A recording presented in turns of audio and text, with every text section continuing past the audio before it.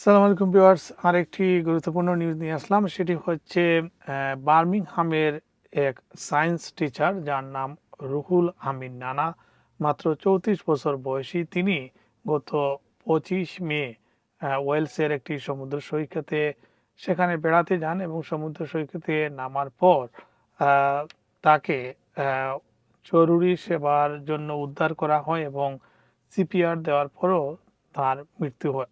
Police এই মৃত্যুকে হত্যাকাণ্ড ধরে তদন্ত শুরু করেছে এবং ইতিমধ্যে আরেকজন যুবককে আটক করা হয়েছে এই ঘটনার সংশ্লিষ্ট থাকতে পারেন সন্দেহে। পুলিশ এটিকে আনুষ্ঠানিকভাবে সন্দেহজনক হিসেবে ধরে নিয়ে ঘটন তদন্ত চালিয়ে যাচ্ছে। উত্তর ওয়েলসের এই সমুদ্র সৈকতে তিনি মারা যান এবং তিনি বার্মিংহামের একজন জনপ্রিয় সায়েন্স টিচার ছিলেন।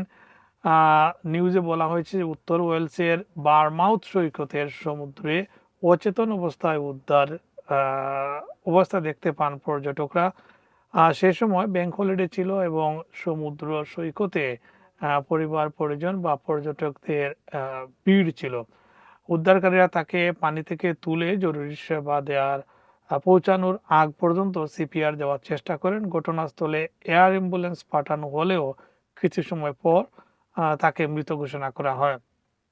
ঘটনার পরপরই পুলিশ হত্যা তদন্ত শুরু করে। এই ঘটনায় বার্মিংহাম এলাকার 24 বছর বয়সী এক ব্যক্তিকে সন্দেহজনক গ্রেফতার করে জিজ্ঞাসাবাদ করা হয়। পরে তাকে জামিনে মুক্তি দেওয়া হয়েছে।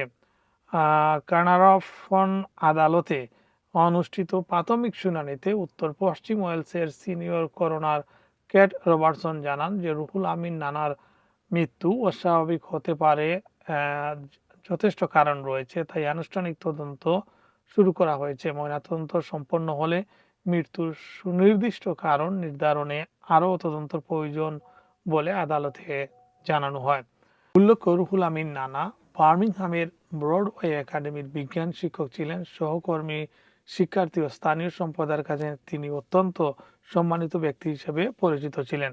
স্থানীয় ইন্ডিপেন্ডেন্ট সংসদ পার্লামেন্ট মেম্বার আইয়ুব খান বলেন, এই ঘটনায় আমি গভীরভাবে শোকাহত। রুহুল আমিন নানা ছিলেন একজন অসাধারণ বিজ্ঞান শিক্ষক, অত্যন্ত সম্মানিত শিক্ষাবিদ। তিনি বলেন যে তার বড় ছেলেও এই স্কুলের শিক্ষার্থী ছিল।